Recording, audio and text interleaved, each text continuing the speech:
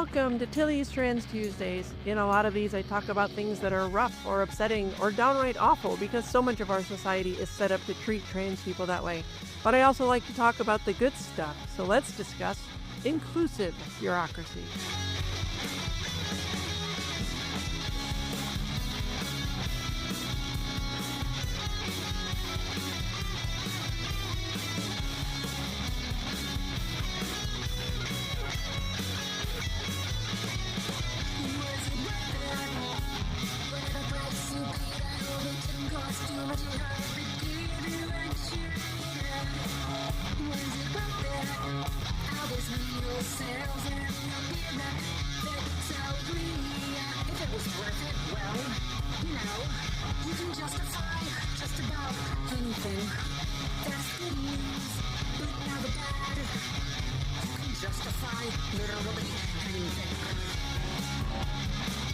Hi, I'm Tilly Bridges, your host, and I'm joined by my writing partner, my best friend, my wife, our token cis representation, the lady who's always been inclusive of my bureaus, Susan Bridges. Hello. Our returning guest is Magdalene Visaggio, a comics writer, musician, and prose author. Her work includes the Eisner-nominated Kim and Kim, Vagrant Queen, Eternity Girl, and the first officially licensed Rocky Horror Picture Show sequel. She holds a background in ethics and moral theology from Seton Hall and is currently at work on projects across comics, prose, fiction, and theater. Welcome back, Mags. Glad to be back. Almost like no time has passed at all. What? The magic of podcasting. Okay, so I wanted to talk a little bit about your music because I'm not sure how many listeners know this, but you wrote and performed this show's theme song by Daisy and Jane. That is you, and that makes you the only other person besides me whose voice is in every single episode of this show. So how did you get into making music, and how dare you be good at both that and writing? I am very jealous. Thank you very much for the kind words, and I appreciate the jealousy. I'm just going to drink all that up. My family, just even apart from my dad, music was just such a huge part of my family. My mom was a rocker girl in the 70s and 80s, and she went to college in her early 30s and made friends with college kids. And so she's stayed very much aware of what was going on in music. So music was always just this really massive part of just what my family was to itself and how we related to each other. Was so much of it was just mediated through music. Comics was like my weird thing, but we were all rock and roll. So I once learned how to play guitar, and I took some lessons when I was a kid, and it didn't really get anywhere because I wasn't being taught how to play anything that I wanted to play. Sure. It was like, all right, we're going to start with music theory, and then here's how you play 3-blind mice. So I fell out of that. But then when I was in high school, I taught myself chords by playing songs that I enjoy. And it's worth noting, I'm a horrible student. I've always been a horrible student, but I'm very much an autodidact. And everything I know how to do, I essentially taught myself. Okay, so you remember, a lot of people were GameStop is a really cheap stock. And so a bunch of people just started artificially really buying a bunch of it, just pumping it up. Okay. So you could get it really, really low. So I made $1,500 doing that. And I went and I bought myself an Epiphone Les Paul. And I was just like, well, I better actually use this considering how much money I just spent on it. Yeah. So my wife taught me some basic scales, which was my entry point to learning how to do more than just play first position chords. I then started teaching myself just some basic power chords and bar chords and playing along to Donna's songs, which is great way because they use all these just big, thick, easy chords. And from there, once I just felt confident enough, I just started just doing some recording. Yeah. And playing around. I wrote 3 songs and recorded them over the space of a weekend. And it was an incredibly emotional and clarifying and traumatic process because I finally had this means to address feelings I had that weren't narrative. Yeah, sure.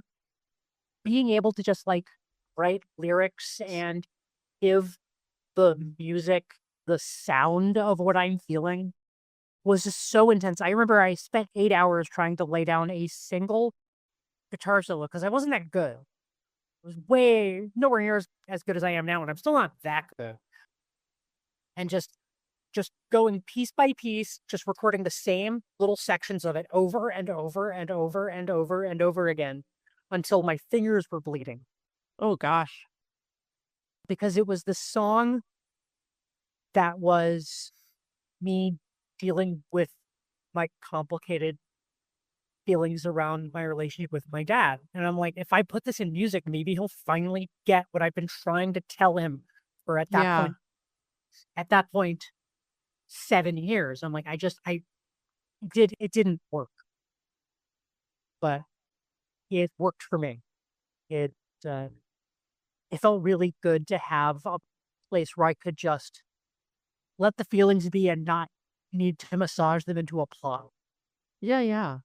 In relation to that I think it really comes through. It's one of the things I like the most about your music, and especially like the song that we picked for this show, is that there's so much like raw emotion in it, and I can feel that like in your voice when you're singing and everything, and I love it. So it's really good. That is definitely a song about my dad. I know. It's addressed to him, yes, but your listeners don't. Right, And that's true. the song is called Sorry Not Sorry. Yep. Its earlier title was Agamemnon, after the legendary king of the Achaeans. And it's just very much about the whole thread running through that song is the question, was it worth it? Yeah. Me asking my dad over and over again if the distance he maintained, if the difficult, if just my dad was a very self-centered man. He was the sort of person, like, let me just tell you a little bit about him real quick. My dad was a long-haul truck driver, Okay.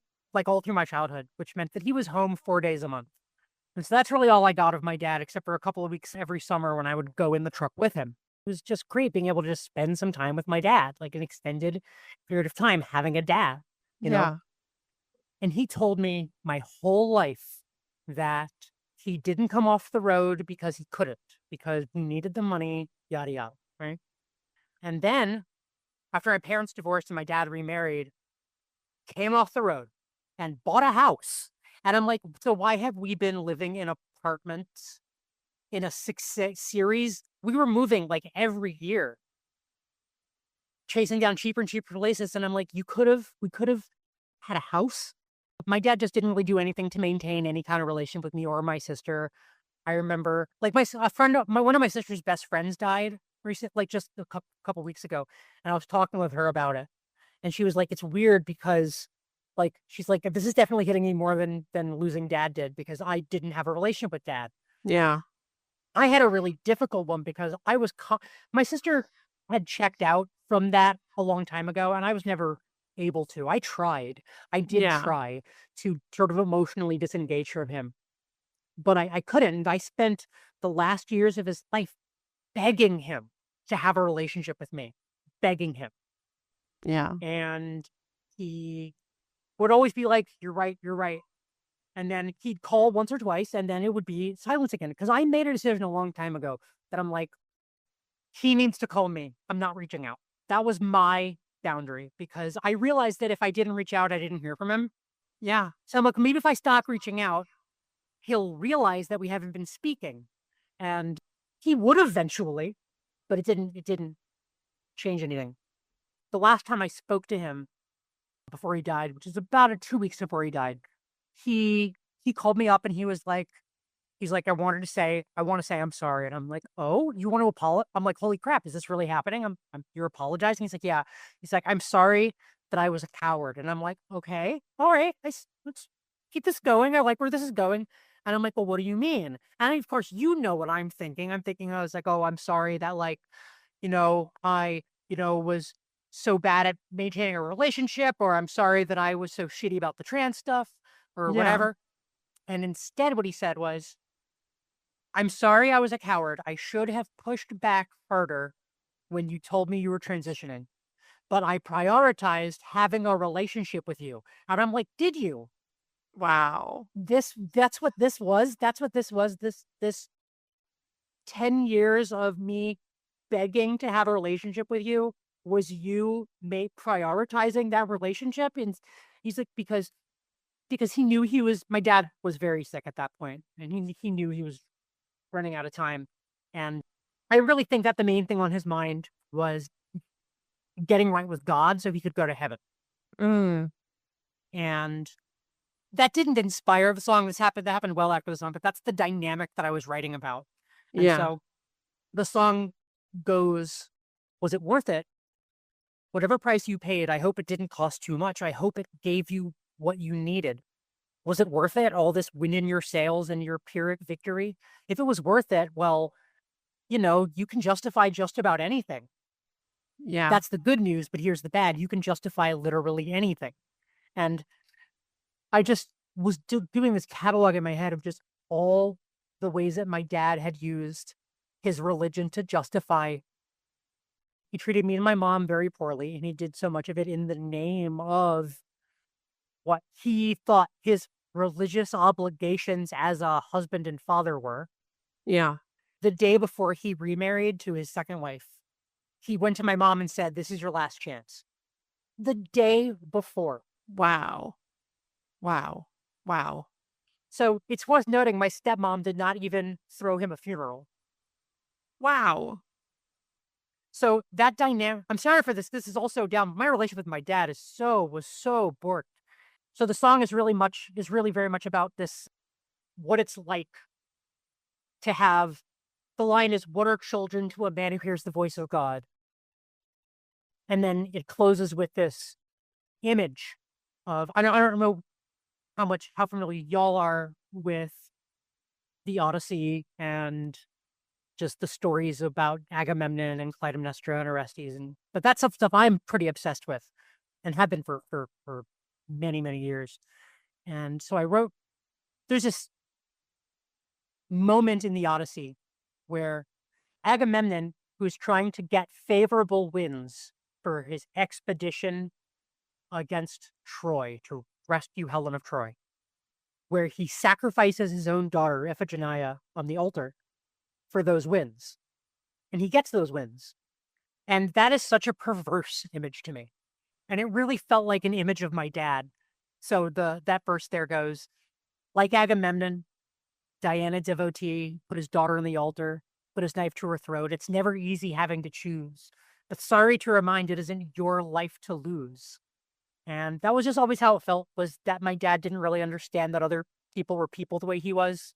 Yeah. And he didn't really have I'm sure he had a lot of affection for me. I'm sure he thought well of me, but I don't know how to call how he treated me love. Yeah. Yeah. So that's the long, painful digression about the sad history of your theme song.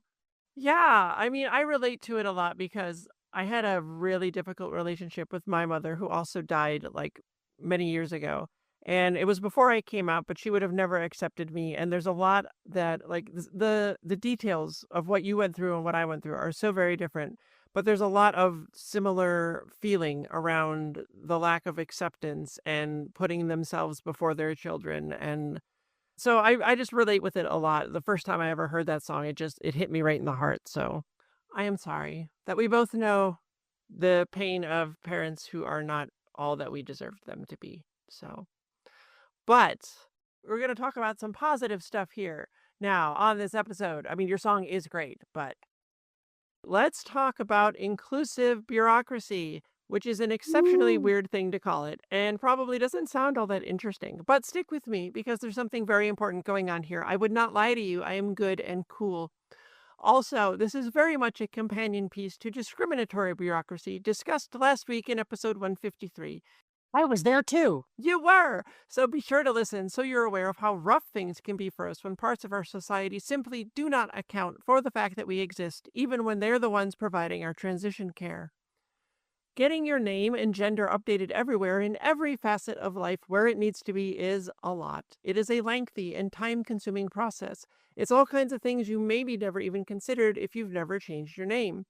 I talked about that a bit on the essay on legal name and gender marker change, which you can find at TillysTransTuesdays.com.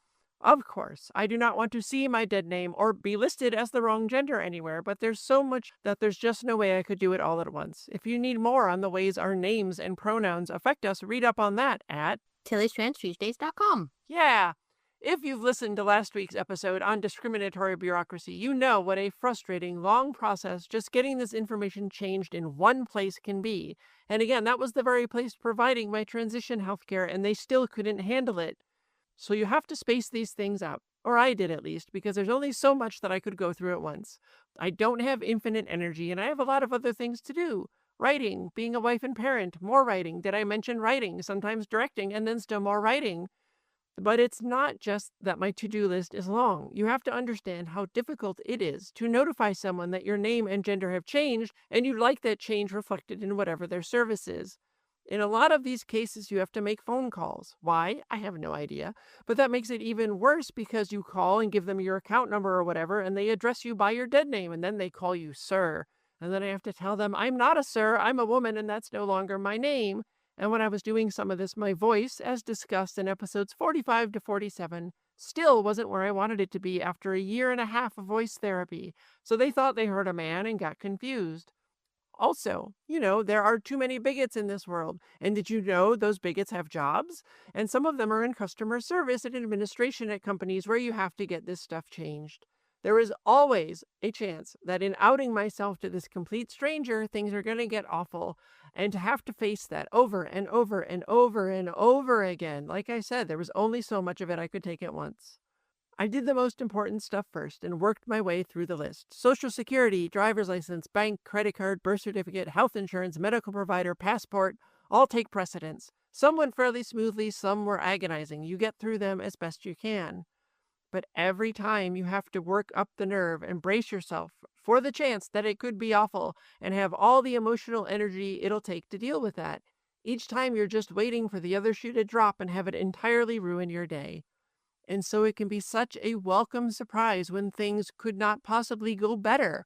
I want to talk about what happened in a couple of my experiences with this and how great they were because there's enough bad in the world, and we also need to celebrate the good. So working my way down the list of stuff I still had to change my name and gender with, I got to our AAA membership.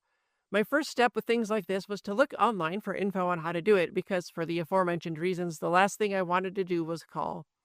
My one snag with this was that I could not find information on the AAA SoCal site or anywhere else on how to do this. There was no easy link or form, and what info I did find for other U.S. locations said you had to call. But again, that was always my last resort.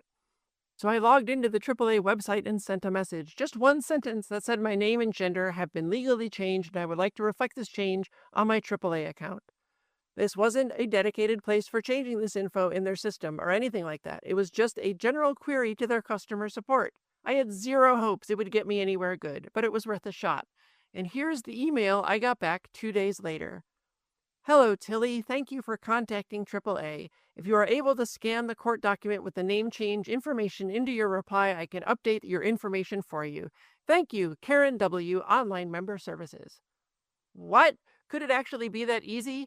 4 hours later, I replied with a copy of the court order showing my legal name and gender marker change, said thanks, and off it went. And 20 minutes later, another reply came in.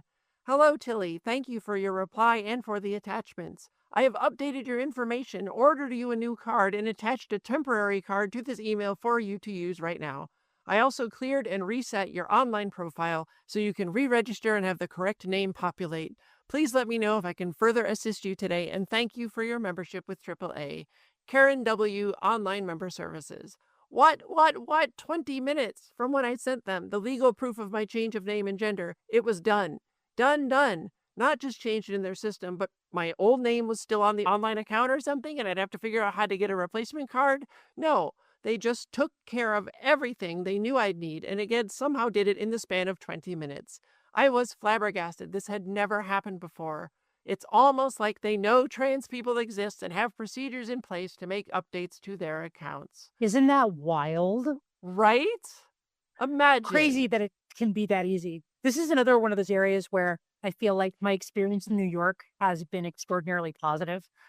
New York has a lot of really solid trans infrastructure and protection laws. Yeah.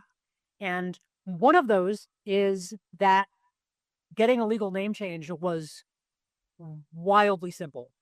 I basically just showed up. I showed up with my petition. I downloaded a petition off the internet and filled in my information.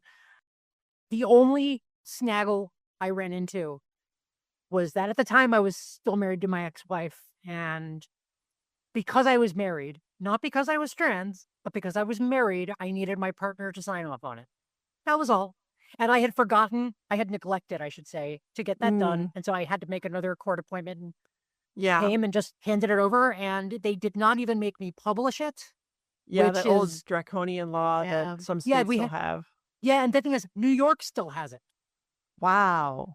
But what New York also allows is a great deal of judicial discretion. Okay. And I explained to the judge why it would be a bad idea. Yeah. And he was just in the petition. I barely had to speak to the man. And he was like, oh yeah, and so it's all done. And I got the order and there's nothing about publishing. And it's just, nope, you're free to go make these changes immediately. I went right to the DMV. That's amazing. I love that. It was just about that easy in California. I filled out the form and sent it to them, and they set a court date that I did not have to appear at. It was just there for anybody to pop in and say, this person owes me money in ours, and you don't have to publish it in a newspaper here with the name change. Oh yeah, but you did it after the pandemic. If you had done in mine was in 2016. Oh yeah, mine was 2020. That might have made a difference about the court appearance thing. I wonder if I know that that New York City courts do allow remote now anyway, at least. That's good. But yeah, it was really simple. The judge just stamped it and that was it. I could go pick up my court order like a week later and I got copies of it and started getting it changed everywhere. And I love it when it's easy because it should be. The other example of mine is even easier to explain. We have had a Costco membership for a long time. Costco, I love you and I would like to marry your food court pizza. Thank you. And sorry to Susan, I am not taking questions at this time. If you do not have a membership and aren't aware, there is a photo of you that accompanies your account and is printed on your card along with your name. They don't have an online system where you can change those things, or at least they didn't 6 years ago, so I knew I'd have to go in person. And we were there every week buying groceries, so not a huge deal. So I go up to the customer service desk, Susan writing as my cis backup, even though I've said I want to marry a pizza because she's the best and you never know how these things are going to go. So Costco has been great, but individuals are individuals and some are bigots, right? And honestly, I had no idea what their policy on changing stuff like this was. It's so helpful to have a trusted cis person with you who can stand up for you if things get bad, because cis people will always be listened to and respected more than trans people will be, sad but true. Anyway, I walk up to the counter and one of the ladies working there asks if she can help me. And I told her my legal name had changed and I wanted to update my card. She scanned my old card, pulled up our account, and asked me what my new name was. She updated it, took my new photo, handed me a new card, and destroyed the old one for me, and that was it. She didn't even ask why, because it was obviously clear when she saw the old photo compared to the very visibly coded woman standing in front of her, especially when coupled with a name change. She just did it, and it wasn't weird, or awkward, or even uncomfortable. She just treated me like any other customer and handled it quickly and pleasantly, and I was so relieved.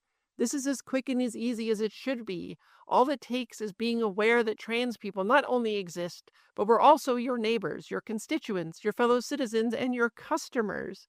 If everything were that easy and painless, I could have updated everything across the board in the span of a week, rather than still slowly be working through everything 9 months after everything was legally changed. So thank you to Karen W. and AAA and to Costco for the tremendous customer service and for making everything so quick and smooth. Please, cis friends, be part of the change at your organization and making sure this stuff goes as easily as it can.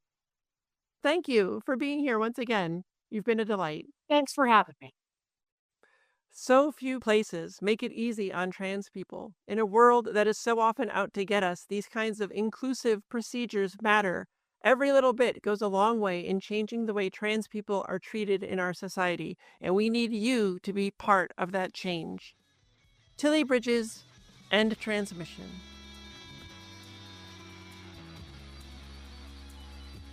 Tilly's Trans Tuesdays is hosted by Tilly Bridges and Susan Bridges, with audio editing and sound mixing by Jillian Morgan. The written essay version of this week's topic and all past topics is available at tillystranstuesdays.com. Special thanks to Daisy and Jane for the use of Sorry Not Sorry as our show's theme music. Please stop by and show your support at daisyandjane.bandcamp.com and soundcloud.com/daisyandjane. You can find me at Tilly Bridges on Blue Sky, on Mastodon at Tilly Bridges and Mastodon.social, and on Insta at Heck Yeah Tilly Bridges. And you can find Susan on those at Susan L. Bridges. You can find Jillian at Audio Jillian on Blue Sky. You can join the Tillyverse Discord server by following the link at the very bottom of TillysTransTuesdays.com. We hold regular watch parties for the Matrix films and other trans movies, where I do a live Q&A, and it's blossomed into a wonderfully supportive, compassionate, kind community of friends. We'd love to have you join us. If you'd like to keep up with all the writing that Susan and I do, you can sign up for our newsletter at birdguestbroadcast.com. Signed copies of our comics and my book, Begin Transmission, The Trans Allegories of the Matrix, are available on my coffee shop at ko-fi.com/tillybridges. If you're listening on YouTube, it's so cliche, but please like and subscribe and take a few seconds to leave a comment. Those feed the algorithm and helps the show be found by so many more people. If you're listening on other platforms, ratings and reviews help just as much, and I'd certainly appreciate them. Thank you for your support. For more information, visit pendantaudio.com. Thanks for listening.